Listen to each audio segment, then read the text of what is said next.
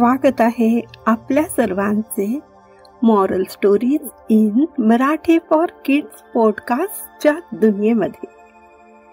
आज मी सोनम तुमच्यासाठी घेऊन आले आहे खूप मजेदार गोष्ट। चला तर ऐकूया अजून एक खूप सुंदर गोष्ट, जिचे नाव आहे हवेत उडणारे कासव। आटपाट नगरामध्ये एक सुंदर तलाव होता। त्यात एक कासव मजेत राहत होते। एके दिवशी दोन हंस उडत उडत त्या तलावाच्या काठी आले। त्यांना तो तलाव आणि आजूबाजूचे वातावरण खूपच आवडले, त्यामुळे ते तिथेच राहिले। मग हंस आणि कासव यांची मैत्री जमली। तिघेही एकत्र फिरत आणि मजा करत होते। थोड्या दिवसानंतर उन्हाळा सुरू झाला। तलावाचे पाणी आटायला लागले। हंस म्हणाले, गड्या कासवा, आम्हालाही उष्णता सहन होत नाही, आम्ही आमच्या देशात परत जातो।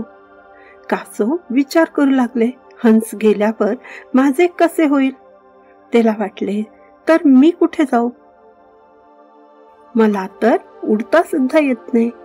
कासवाने आपल्या मनातली गोष्ट हंसांना सांगितली। हंस त्या दोघांनाही वाटले, कासवाला आपल्या बरोबर नेले तर बरे होईल। मग त्यांनी एक लांब काठी आणली आणि कासवाला म्हणाले, आम्ही दोघेजण दोन्ही बाजूनी या काठीची टोकं आमच्या चोचीत धरून ठेवतो। तुझ्या तोंडाने मोठी काठी मधोमध पकडून ठेव। प्रवासात एक शब्दही बोलायचं नाही, तोंड एकदम बंद ठेव। कासव कबूल झाले। तेव्हा कासवाला घेऊन हंस उडाले। हंस तर त्यांच्या सवयीप्रमाणे उंच उंच उडत होते। कासव एवढ्या उंचीवर कधीच गेलेले नव्हते। त्याला उंचावरून खाली शेत, सरोवर, नदी आणि डोंगर पाहण्यात मौज वाटू लागली।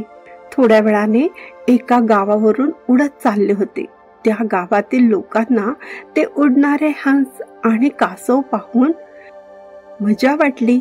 गर्दी करून लोक ओरडू लागले, अरे बघा बघा कसे उडते आहे।